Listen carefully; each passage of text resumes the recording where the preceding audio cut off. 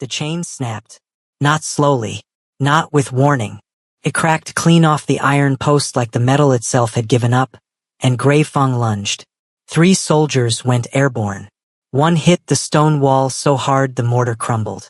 Another rolled across the courtyard floor and didn't get back up. The third, the one who had been holding the chain with both hands, just ran. No shame in it. No hesitation. He dropped the slack, turned on his heel, and sprinted like his life knew something his pride didn't. Because it did. Gray Fong had already turned. The beast was the size of a war horse, black-furred and low to the ground, moving in that way that massive things sometimes do. Slow enough to seem calm, fast enough to be everywhere at once. Its yellow eyes swept the courtyard. His chest heaved. Old scars crossed its muzzle in thick ridges, each one a record of every person who had tried to break it. None of them had. The crowd pressed back against the courtyard walls. Nobles, guards, servants. All of them flattened themselves into the stone like they were trying to disappear into it. Standing at the top of the courtyard steps, the Triplet alphas watched. Reichel didn't move. Valor crossed his arms. Dreven's jaw tightened, one hand drifting toward his blade. Not to draw it, just to touch it. The way men do when they already know a weapon won't help but need something to hold on to. Then Selim stepped through the gate. Hi viewers, have you ever been in a room where everyone underestimated you, and you just let them watch what happened next? Drop your answer in the comments. I read every single one. He was young, worn, dressed in the kind of clothes that said, I've never had anyone to dress for. Brown hands, quiet eyes. The deep, still green of creek water in summer. He wasn't large. He wasn't armed. He walked into a courtyard with a beast that had just destroyed 3 trained soldiers, and he didn't break stride. Not once. Gray Fong heard him first. The beast's head swiveled. Those yellow eyes locked on. Its lips peeled back. Rows of teeth already wet, already ready, and it let out a sound from low in its chest. Not a bark. Not a growl exactly. Something older.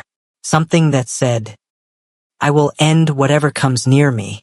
Selim kept walking. The crowd had gone absolutely still. No breathing. No shifting. Just bodies locked in place and eyes that couldn't look away. Because something was happening that didn't have a name yet. He stopped 3 feet from the beast. He raised his hand. Slowly. Palm up. Like an offering, not a command. Gray Fang's growl dropped in pitch. Deepened. The sound rolled through the courtyard like distant thunder and then stopped. The beast sniffed his hand. Once, twice, and then, in front of every soldier and every noble and every alpha who had ever called this creature uncontrollable. Gray Fong lowered its massive head and leaned into Selim's palm. The crowd didn't cheer. They couldn't. What they felt wasn't joy. It was the specific kind of shock that comes from watching something that was supposed to be impossible just happen. Right there, in plain sight, with no explanation attached. Reichel's face gave nothing away. Valor uncrossed his arms. Dreven leaned toward his brother and said, quietly, barely a breath, but loud enough for the guard beside him to catch it. Find out what he is. The guard moved immediately, and Selim, hand still pressed gently to the side of Gray Fang's scarred face, eyes half closed, like he was listening to something no one else could hear, had absolutely no idea what had just started. The beast had never bowed. Not for the alphas. Not for anyone. Until now. And that single moment had just made Selim the most dangerous variable in the kingdom, whether he knew it or not. The guard was already writing the report. 3 words at the top of the page. Detain him. Tonight. What do you think Gray Fong heard in Selim that no one else could? Let me know in the comments, because the answer might surprise you later in this story. He didn't sleep that night. Not in a bed, anyway. Selim sat cross-legged in the lower district alley he'd claimed for himself. Back against the damp stone wall, a thin blanket across his knees, 3 stray dogs pressed against his sides like they'd always lived there. They had, mostly. They found him. They always found him. He was thinking about the courtyard. Not the beast. Not the soldiers. Not the way the crowd had gone silent like something sacred had just moved through the air. He was thinking about the look on Valor's face. That look. Not awe. Not respect. Something colder. Something that felt like measurement. Selim had seen that look before, on merchants who found something rare, turned it over in their hands, and started calculating what it was worth. He'd been looked at that way his whole life. The lower districts of Virex City were not a place for softness. The streets smelled like coal and old rain. The buildings leaned against each other the way exhausted people do. Everyone here was surviving something. A debt, a loss, a history that hadn't been kind. They were loud about it, most of them. Loud anger, loud grief, loud survival.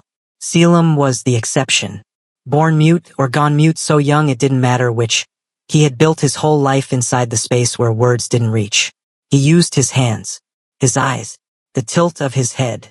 Most people in the district had long stopped trying to understand him, which suited everyone fine. He wasn't looking for conversation. He was looking for calm. And animals gave it to him. A goat with a broken leg, abandoned in the market square. He'd sat with it for 6 hours until it stopped shaking. A hawk that had flown into a warehouse wall and couldn't lift its wing. He'd carried it home in his jacket and slept on the floor while it recovered. Dogs, cats, birds, once a river fox that had no business being inside city limits. They all ended up beside him eventually. Word spread the way word does in tight places. Slowly, then all at once. The mute boy calms animals. Doesn't use tricks. Doesn't use chains. He just sits with them. Most people thought it was strange. A handful thought it was useful. A very small number thought it was worth reporting upward.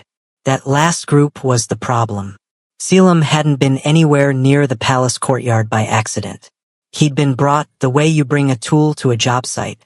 A palace scout had watched him coax a violent market stray away from a child 3 weeks prior. The stray had been frothing.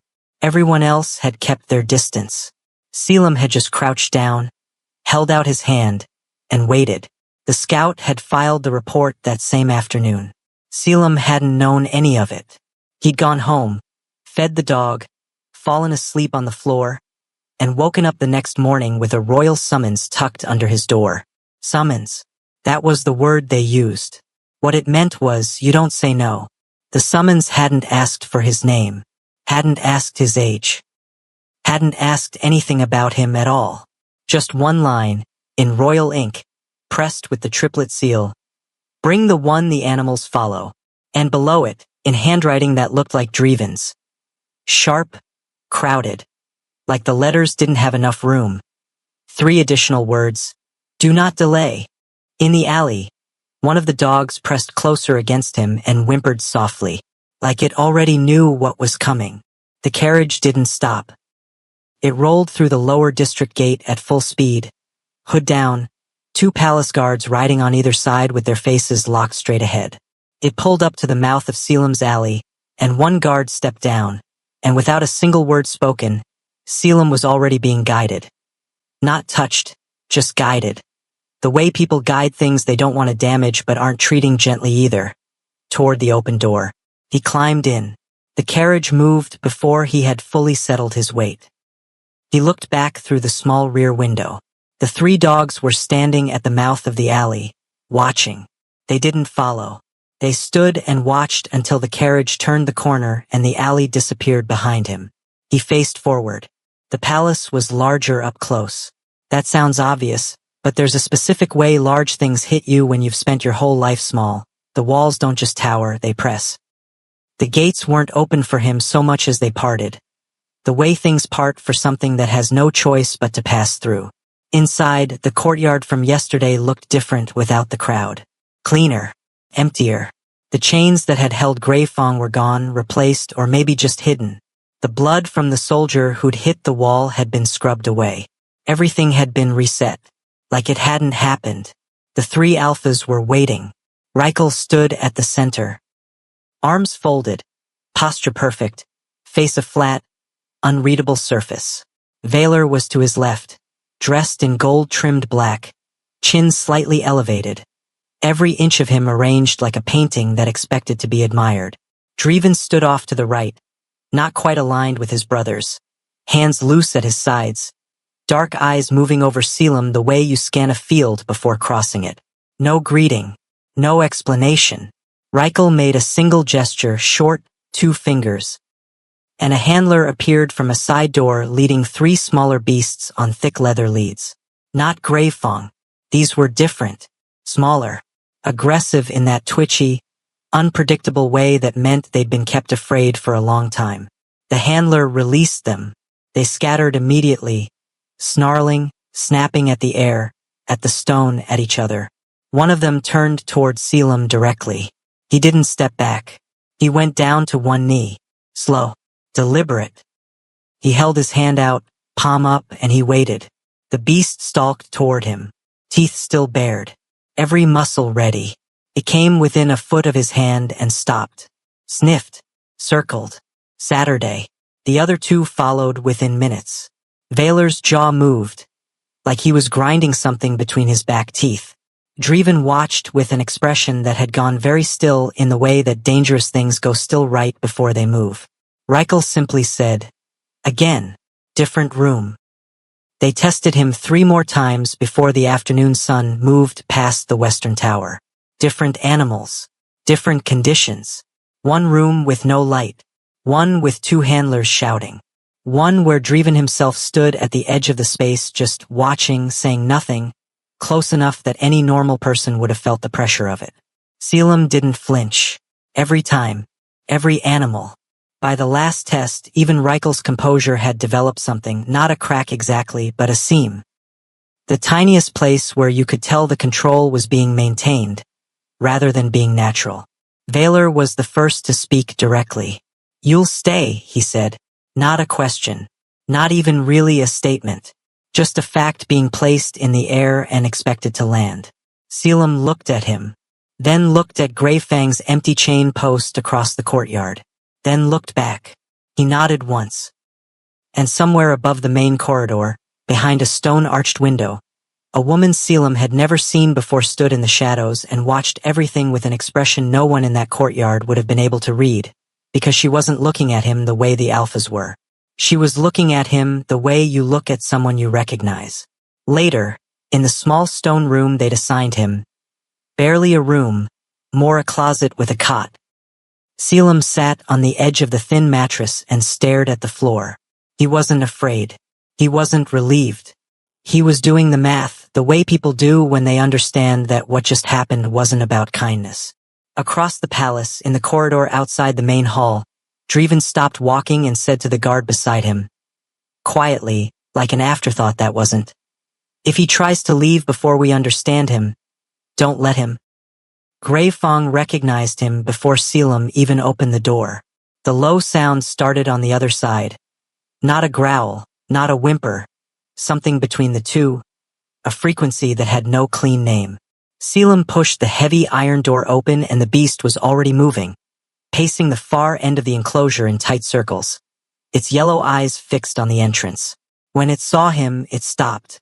Just stopped, mid-step, one massive paw still raised off the ground.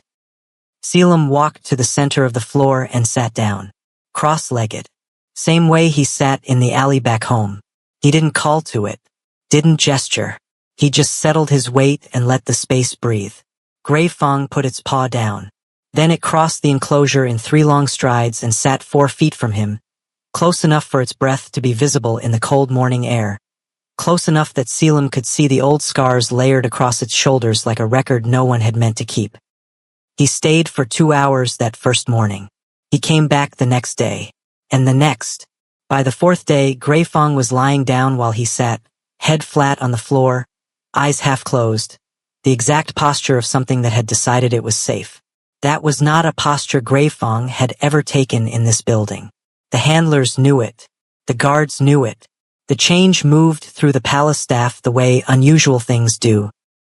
In whispers, in glances, in the way people who had worked here for years suddenly started taking the longer route past the eastern enclosure just to confirm it was real. It was real. Valer brought 3 council members to see it on the 6th day. He stood them at the observation window above the enclosure and didn't say a word. He just let them watch.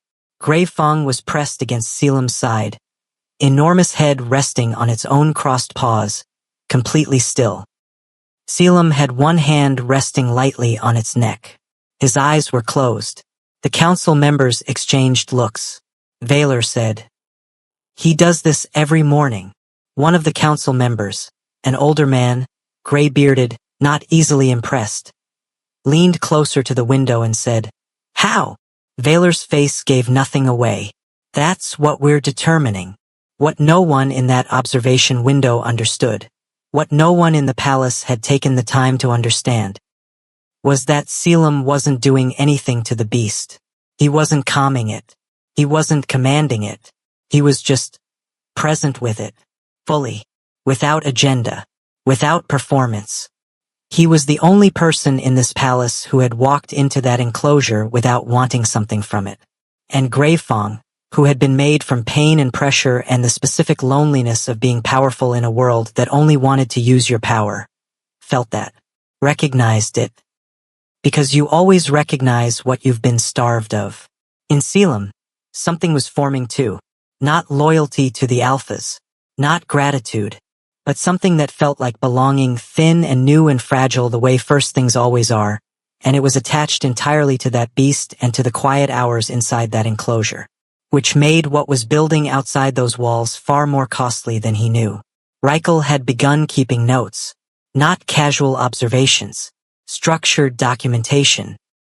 Time of entry, animal state before Selim's arrival, animal state after, behavioral changes over a week, over 2 weeks.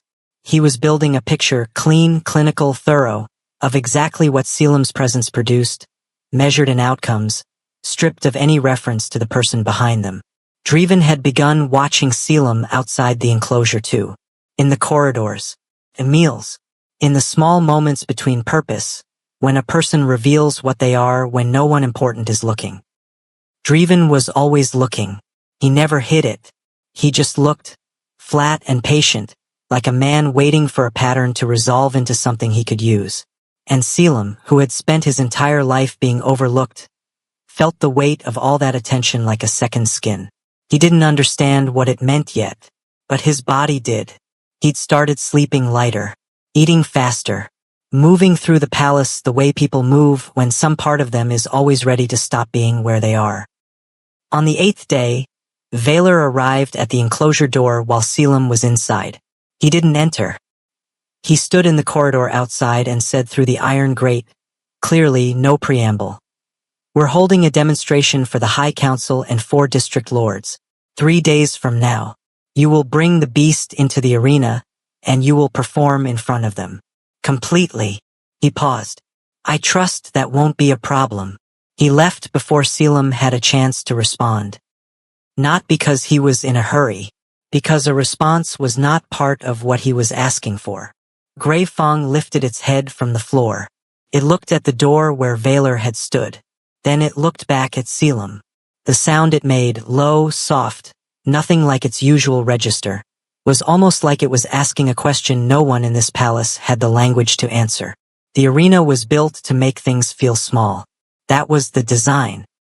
Stone walls rising 50 feet on all sides, seats tiered so the highest council could look down at whatever happened below with the specific ease of people who never had to be in it. The floor was flat packed dirt, raked smooth, marked at the center with the triplet seal burned into the earth 3 feet wide. Selim stood at the entrance gate and looked at it. He didn't move. Behind him, 2 handlers waited. Beside them, the heavy iron transport cage holding Gray Fong. The beast was still inside it, not thrashing but not calm either. It had been moved without warning, loaded into the cage in the dark before dawn, and it could smell the crowd. It could smell the unfamiliarity of the space. Its breathing was audible through the iron bars, measured but tight. In the seats above, 37 people. District lords, high council members, military captains, 3 foreign delegates who had heard the rumors and wanted to confirm them with their own eyes. And the alphas, seated at the center of the highest tier, elevated above everyone else, watching. Valor leaned slightly forward. Reichel sat perfectly still. Driven watched the entrance gate the way you watch a door you're not sure something will come back through. The announcer called the demonstration open. A handler reached for the transport cage latch. Selim turned and put his hand flat against the cage door. A signal. Wait. He looked through the bars at Grey Fong. The beast's yellow eyes found his immediately. Locked. Held. The tight breathing slowed. Barely. But it slowed. Then Selim stepped back. Let the handler open it. Grey Fong came out low and fast, not attacking, but moving the way wild things move when they've been enclosed and suddenly aren't. It swept the perimeter of the arena in one circuit, all that massive body fluid and silent, before stopping at the center. It stood there, sides heaving, head swiveling, taking in all 37 people staring down at it. Silence in the seats. Not the peaceful kind. The kind that means no one is breathing. Selim walked into the arena. No armor. No weapon. Nothing between him and 37 watching faces and one enormous beast in the open air. He walked at a steady pace. Not slow, not fast. Just the pace of someone who knows where they're going and isn't afraid of what's there. He moved across the dirt to the center of the seal, and he sat down on the ground in front of Grey Fong, and he held his hand out, palm up, the same way he'd done in the alley, the same way he'd done 100 times in the enclosure. Grey Fong stared at him. 5 seconds. 10. Then it crossed the distance in 2 strides, pressed its head into his palm, and in one long slow motion, folded its legs beneath itself and lay down in the dirt beside him. Completely still. The arena didn't respond with applause. It responded with something harder to manufacture. Involuntary, collective, genuine shock. 37 people who had each seen real power in their lives looked at a young man seated on the ground with a hand on a beast that had terrified this kingdom for 2 years, and didn't have a word for what they were witnessing. Valor's expression did something it almost never did. It shifted, not toward wonder, not toward respect, toward something tighter, something that had realized, watching those 37 faces, that what Selim had just done was not merely impressive. It was dangerous. Because 37 powerful people had just seen a mute young man from the lower district do what 3 alphas, a palace full of handlers, and years of conditioning could not. And they had felt something in the watching. Not just awe, credibility. In the 3rd row of the seats, to the left of the district lords, a woman in dark clothing sat with her hands folded in her lap. She hadn't reacted the way the others had. She didn't lean forward. She didn't cover her mouth. She watched Selim the same way she'd watched him from the arched window on the 3rd day, with that same look of recognition. She reached into the fold of her sleeve, produced a small card, and passed it without looking to the delegate seated beside her. Below, in the arena, Grey Fong had not moved. His eyes were closed. Its enormous chest rose and fell in slow rhythm. Selim sat beside it and looked not at the crowd, not at the alphas, but at the beast's face. At the scars, at the set of its jaw, at the slow ease of something in its body that had never been easy before. He didn't look up. He didn't need to. But if he turned and looked toward the high seats, he might have caught the exact moment Valor leaned toward Reichel and said something low and brief. Might have caught Reichel's single, slight nod. He didn't look up. That was the problem. An hour after the demonstration ended and the seats emptied, Valor stood in Reichel's study with the door closed and said, "We have a problem." They didn't look at the beast today. They looked at him. He can't stay visible at that level. We need to control what they see next and what they don't. Reichel set down his pen, looked at his brother, and said, "Then we accelerate the study. We don't need him indefinitely. We just need what he carries." Down in the storage corridor beneath the arena, where the cage had been left open and empty, a single handler stood staring at the ground. Where Grey Fong had lain during the demonstration, there were claw marks pressed deep into the packed dirt. Not from thrashing, not from fear, from settling. The kind of mark something leaves when it has finally, for the first time, decided to stay. The handler stared at them for a long moment, then turned and walked away quickly. Like he'd seen something he wasn't supposed to understand. Now that you've seen what Grey Fong did in that arena, What do you think the alphas are really afraid of? The beast? Or the person who makes it choose? He heard them before he saw them. Selim had been cutting through the lower corridor that ran behind the main study. Not because it was faster, just because it was quieter, and quiet was the only currency he had any real savings in. The stone was cold. The torches were spaced far enough apart that the spaces between them went genuinely dark, and he moved through each dark patch and each lit one without slowing. Then he heard Reichel's voice. He stopped. Not because the voice was loud. It wasn't. Reichel never needed volume. His words traveled the way cold does, low and through everything. The study door was thick but not sealed. The gap at the bottom was wide enough. Selim stood still. He listened. The bonding response isn't transferable through observation alone. Reichel's voice. Flat, measured, talking about something the way a man talks about weather data. We need direct physiological mapping. Behavioral triggers, not just outcomes. A pause. Vaylor. How long? 3 more weeks. For at most. If we document the full sequence, entry conditions, proximity timing, response escalation, we can build a system that doesn't require him. Silence. Then Dreven quieter than the others. And if he figures it out? Reichel again. He's mute. He's from the lower district. He figures things out. What is he going to do? Nobody answered that. But Vaylor did something. A sound, not quite a laugh, not quite agreement. The sound of a man who is satisfied with a plan he didn't have to make himself. 3 weeks, Vaylor said. After that, we let him go. Quietly. Selim stood in the corridor. He didn't move for a long time. Pause on that. They weren't keeping him. They never were. From the first day. From the carriage that didn't ask. From the summons that didn't use his name. From every demonstration and every test. None of it had been about him. It had been about what he carried. What lived inside him that they wanted to extract and make into something they could own outright, without the inconvenience of the person attached to it. 3 weeks. That was how much of a person he was to them. 3 weeks and then, quietly, he walked back the way he came. Slowly. No rush. Not because he was calm, his chest was doing something that had no clean name, but because running felt like a response and he wasn't going to give this corridor, this palace, any of his responses tonight. He went back to the enclosure. He sat beside Grey Fong in the dark for 2 hours without moving. The beast didn't ask questions. Didn't need anything from him. Just pressed its warmth against his side and breathed. Steady and even. Like a tide that had no agenda. He sat there and let the weight of what he'd heard settle into him fully. Not pushing it away, not building walls around it. Just letting it be what it was. Because the worst thing about realizing you've been used isn't the anger. It's the moment before the anger. When you're still processing the information. When part of you is still checking, double-checking, hoping you misheard. He hadn't misheard. 3 weeks. And somewhere in the palace above him, Reichel was still taking notes. Selim sat in the dark beside Grey Fong and made a decision.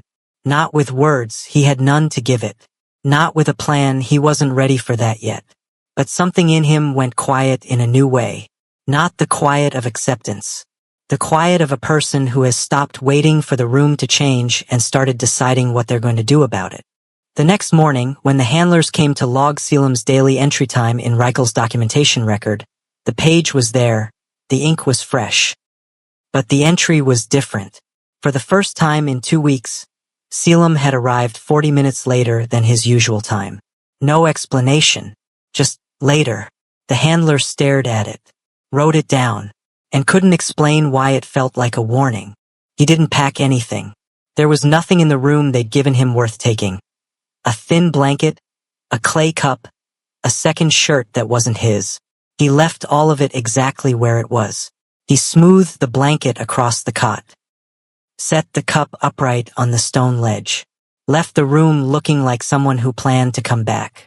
He went to the enclosure first. Grey Fong was already at the door when he arrived. Not pacing. Not restless. Just standing, waiting. Its yellow eyes steady on the entrance the moment he pushed it open. The beast had been doing that more and more. Standing at the door before Selim arrived. like it heard something no one else could, like it tracked him by something that wasn't sound. Selim knelt in front of it. He pressed his forehead against the beast's wide, scarred head. Held it there, one hand on either side of Greyfang's face, just holding, not directing, not calming, just present. The way you are with something you love that you cannot take with you.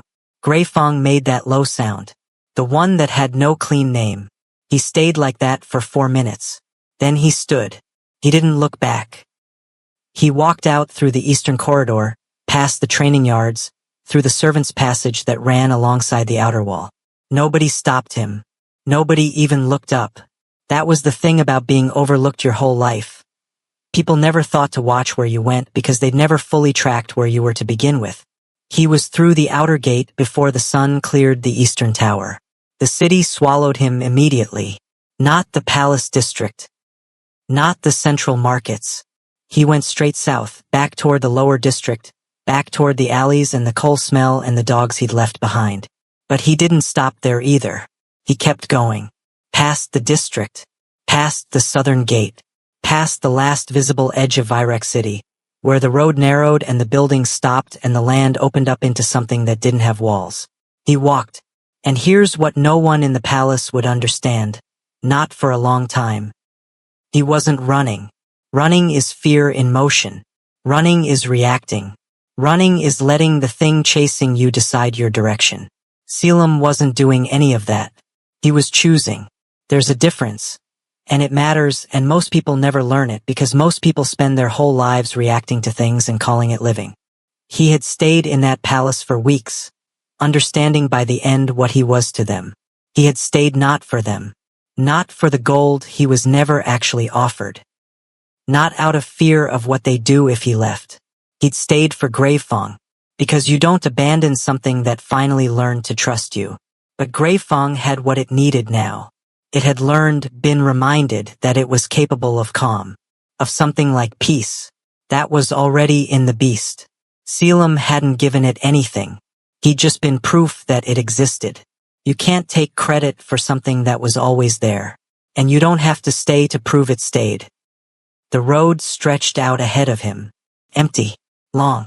The kind of road that asks nothing of you except that you keep moving. He kept moving. By midday, the palace handlers discovered the enclosure door had been left open. Not unlocked. Open. Greyfang was inside. Still there, hadn't moved. But it wasn't pacing the way it did when Selim ran late. It wasn't restless. It was lying flat on the dirt floor with its head down and its eyes open, facing the entrance. And when the head handler stepped inside and called out, testing, cautious, the beast lifted its gaze, looked at him, and made no sound at all. That silence hit harder than any growl ever had. Because Greyfang had never been quiet before. Quiet was new. And the handlers understood, looking at it, that quiet was grief. Driven found out before Reichel did. He stood at the enclosure entrance for a long moment, looking at the beast on the floor, and then he said, to no one, to the air, to something he wasn't ready to admit out loud. He knew. He turned and walked toward Reichel's study. His pace was measured, but his jaw was set in the way jaws set when a person realizes they made a mistake they can't take back. Reichel's pen stopped moving, mid-sentence, the nib still touching the page. He lifted his head slowly. Not in shock, never in shock, Reichel didn't do shock. But in the specific stillness of a man whose calculation has just been interrupted by something he hadn't calculated for. Driven stood in the doorway. He's gone. 2 words. Reichel set the pen down, picked it up again, set it down again. That was the only sign, that one repeated gesture, the hand reaching for the familiar thing and finding it useless. He said, when? Before dawn. Probably. And Greyfang, still in the enclosure, won't move. Reichel turned to the window, looked at the courtyard below. The training yard, the guards running their morning drills, the normal machinery of the palace running exactly as it should, minus one person. One person who had no title, no rank, no documented purpose beyond the use they'd assigned him. Gone. No confrontation, no demands, no letter left behind, no scene, No exit that gave them anything to respond to. Just absence. Clean and complete. That was the part Reichel hadn't prepared for. He'd prepared for resistance. For the possibility that Selim might understand what was being done and push back. Ask for more, threaten disclosure, make himself difficult. He had response plans for all of those. Strategies layered on strategies. He had no strategy for quiet.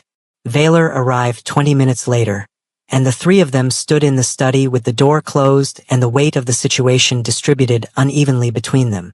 Vaylor wanted to send riders. Dreven said nothing, which, from Dreven, was louder than anything Vaylor said. Reichel said, "Don't." Vaylor turned. "Don't. Think about what that looks like. We send riders after a mute Omega from the lower district. Someone asks why. What do we say? That he left before we could finish using him." Silence. Reichel continued. "He didn't take anything. He didn't tell anyone. He left. And now Greifong won't perform." He turned from the window. "Think carefully about which of those things is actually the problem." That's the moment it landed for all three of them at different speeds in different ways.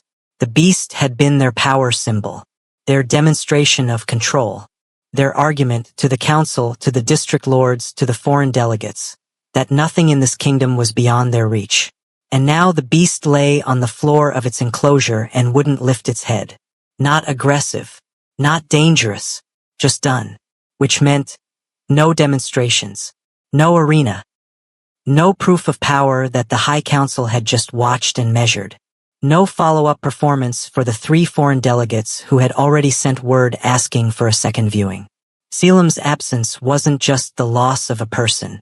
It was the collapse of a system they'd built on top of him without realizing the foundation was a human being. They tried sending a new handler in that afternoon. Greifong rose. Let the handler understand very clearly that it wasn't interested. The handler exited at speed. They tried 2 guards. Same result. Faster. Reichel sent in a palace trainer. Someone who had worked with difficult animals for 15 years. Someone who had documentation and credentials and a long record of success with beasts no one else could manage. Greifong looked at him and sat back down. It wasn't aggression. It was dismissal, which is, in certain ways, worse because aggression you can report, contain, respond to. Dismissal is a verdict. It says, "You are not the thing I'm waiting for." And it says it without giving you anything to argue back against. 3 days passed. The palace ran without mentioning his name. But the enclosure was the heart of it. Everyone knew it, no one said it, and the enclosure was stopped. On the 4th night, Reichel sat alone in the study long after the torches had burned low, and he did something he never did. He opened the documentation. All of it, every page, every entry. And he read it from the beginning. Not looking for data this time. Not looking for patterns to replicate. He read it like a person. And what he found, reading it that way, was that every single entry about Greifang's improvement was also, inadvertently, a record of what Selim had given. Every time, every day, every hour. And none of those entries said anything about what it had cost him. Because no one had asked. Not once. He closed the documentation. Sat for a moment. Then he did something none of his handlers, guards, or council members would have expected from the coldest of the 3 alphas. He picked up the pen. And at the bottom of the last page, below all the clinical language, below all the measurements, he wrote 4 words. He stared at them. Then he closed the book without explaining them to anyone. Those 4 words stayed in that book unseen for a very long time. 6 weeks after Selim left, the arena doors stayed closed. Nobody announced it. There was no palace decree, no public statement, no formal acknowledgement that anything had changed. The doors were simply closed. The guards rotated elsewhere. The tier seating collected dust. The burned triplet seal in the center of the dirt floor cracked down the middle as the earth shifted and dried, and no one sent anyone to fix it. The kingdom noticed. You can't hide the absence of spectacle from people who have been trained to expect it. Market conversation changed first, the way it always does, because markets are where information moves before it becomes official. Vendors who had been at the last demonstration talked. The story passed between stalls and street corners, picking up texture as it moved. The mute boy, the beast, the moment in the arena. People who hadn't been there added details. People who had been there corrected them. The story became layered and alive and completely out of anyone's control. Within a month, 3 separate district councils had quietly reduced the fees they paid in tribute to the palace. Not dramatically, not as protest, just less. The way people reduce investment in something when they're no longer certain what they're investing in. Vaylor noticed first and said nothing publicly. Reichel tracked it in a different set of documentation. Dreven started spending more time in the outer districts. Not on business, just present, which was its own kind of information gathering. The palace kept moving. Palaces do. They're built to. But inside the eastern enclosure, something had shifted that no official document addressed. Greifang ate now, drank, stood when it wanted to stand, slept when it wanted to sleep. It had settled into something that looked, from the outside, like a large creature that had simply decided to stop cooperating. And from the inside, if you looked long enough, like a large creature that had settled into its own terms. Nobody tried to move it anymore. Nobody tried to demonstrate it. Nobody chained it. And here's the thing about that, the thing that no one in power is ever comfortable saying out loud. Sometimes the only reason a system changes isn't because the people at the top had a change of heart. It's because the thing they were trying to use stopped working.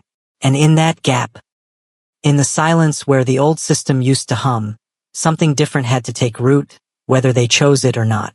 The beast was no longer a weapon. Not because of a policy, not because of a moral reckoning, because Selim had left and in leaving had taken the one ingredient that made the whole machine run, and nobody had understood until that moment that the ingredient was not a skill. It was a relationship. You cannot replicate a relationship. You cannot study it into a system. You cannot extract it, document it, file it under a category, and use it in perpetuity without the person who built it. Reichel, of all of them, understood this first. He didn't say it to his brothers. He didn't write it in the documentation. But something in the way he moved through the palace changed, quieter, more deliberate, like a man measuring each step because he's just learned the floor isn't as solid as he thought. Vaylor held on to the idea of replacement the longest.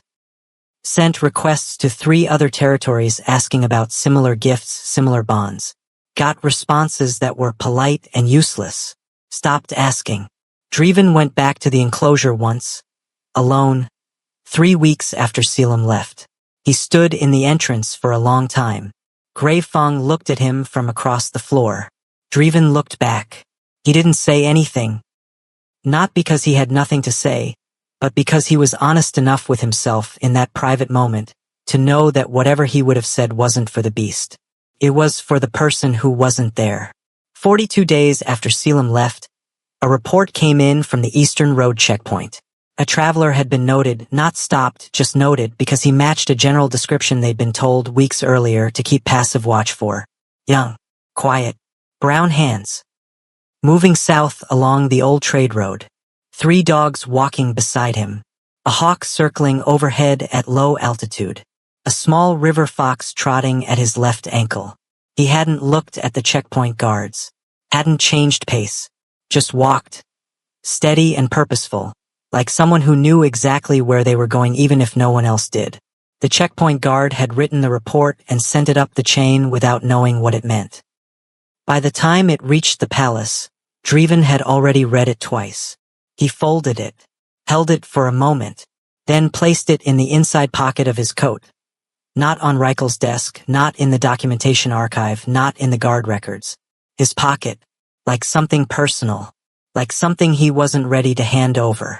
And in the eastern enclosure, at that exact hour, Greifang lifted its head from the floor for the first time in days, looked toward the southern wall, and made that sound. The one with no clean name. The road south of Vyrek City didn't have a name. It had been used long enough that the grass on either side remembered the shape of feet, but no one had ever thought it important enough to mark. It passed through 2 villages and 3 stretches of open land and eventually curved east toward the coast, where the air changed and the light hit differently, and there were fishing communities that had never had reason to care much about the palace district or the politics inside it. Selim had been walking it for 6 weeks. He looked different. Not in any obvious way, same face, same worn clothes, same quiet green eyes. But there was something in how he carried himself that had shifted. The careful smallness he'd worn in the palace, that constant unconscious compression of his own presence, was gone. He walked like someone who had remembered that space was his to take up. He had found work in one of the coastal villages. Not an official job. Just the thing that always happened to him, the thing that had been happening his whole life without his invitation. Animals showed up and people noticed and help was needed, and he was there. A fishing family's herd dog had stopped eating after the family's son died at sea. Selim had sat with it for 2 days. It ate on the 3rd. A village stable had a mare that had gone completely unreachable after a difficult birth. Wouldn't let anyone near her or the foal. Selim spent an afternoon in the stall. By evening, she let the stable hand through the gate. He didn't charge for any of it. He didn't need to. Room, food, a corner of a warm building. That was always enough. He had the dogs with him, the same 3 from the lower district alley, who had apparently decided 6 weeks ago to simply follow him until further notice. The hawk came and went. The fox was constant. There were 2 new additions now. A gray cat with a torn ear who had materialized out of a hedgerow 3 towns back, and a young deer that had started following at a distance about 4 days ago and had gradually, through patience and pure stubbornness, closed that distance to about 6 feet. He wasn't doing anything to attract them. He never did. They just knew. And in the village, people looked at him the way people look at things they don't fully understand but recognize as good. They didn't crowd him. Didn't demand explanation. They gave him space because the animals around him seemed to require it, and they trusted the animals' instincts more than their own need to categorize. He was, for the first time in his life, somewhere that felt close to right. Not perfect. Not without loneliness. There was still loneliness. There always is, when you're the kind of person who experiences the world differently than everyone around you. But it was clean loneliness. The kind that belongs to you, rather than the kind that's imposed on you by other people's indifference. That's the difference. That matters. And 600 miles north, in the palace that had once made him a solution to its problems, things kept changing. Quietly, without announcement. The way real change always happens, not in speeches, not in declarations, but in the slow accumulation of different choices made by people who are no longer certain the old choices were right. The animal handling practices inside the palace shifted over the following months. Less chain, more open space, fewer demonstrations. The handlers were given new guidance, patient language, not commands. The head trainer who had entered Greyfang's enclosure and been dismissed was replaced by someone younger. Someone who had grown up working with animals rather than controlling them. Nobody said Selim's name in any of this. But everyone who had been in that courtyard on the first day, everyone who had watched him walk up to Greyfang with empty hands and an open palm and a stillness that couldn't be manufactured, carried it with them, in the choices they made. In the way they looked at things they didn't understand and tried, for the first time, to understand them rather than just manage them. He had changed the palace without ever raising his voice, because he never had a voice to raise. And that was the point. The most powerful thing about Selim was never the animals. It was never some rare gift or unlearnable ability. It was this: he saw what things actually were, and he responded to that. Not to what he wanted them to be, not to what was useful to him, not to what he could extract. What they actually were. And in a world full of people who look at everything and only see what it can do for them, that is the rarest quality alive. A year after he left. A full year. No contact, no word, no indication that he knew or cared what had changed. The eastern enclosure gate was permanently removed. Greyfang could leave whenever it chose. It chose to stay. But it stayed on its own terms now, in its own time, and sometimes, in the early morning when the courtyard was empty and the light was still low and gray, it would walk out through the open gate and stand in the open air for a while, looking south, then walk back in, like it was checking on something. like it was listening for something that was very far away. And on a coastal road, 600 miles south, a young man walked with a deer 6 feet behind him and a fox at his ankle and 3 dogs pressing warm against his legs. And he didn't know what was happening in the palace, and he wasn't waiting to find out. He had stopped going where he wasn't valued. He had started going where he already was. And that, quietly, without ceremony, without anyone there to witness it, was the most powerful thing he ever did. The world didn't change because they finally understood him. It changed because they couldn't replace him. And he didn't need them to understand. He just needed to leave. If Selim's story moved something in you, share it. Because somewhere out there is a person who needs to hear it today. Leave your thoughts in the comments. Your words could be the thing that pulls someone back from the edge of giving up. And if this channel gives you the kind of stories that stay with you, the kind that feel true even when they're not real, subscribe and turn on notifications. Every story we tell here is built around the same question. What does it cost to be the kind of person the world isn't ready for? We're not done asking it. We're just getting started. The next story is coming. And it will find you if you're here when it does.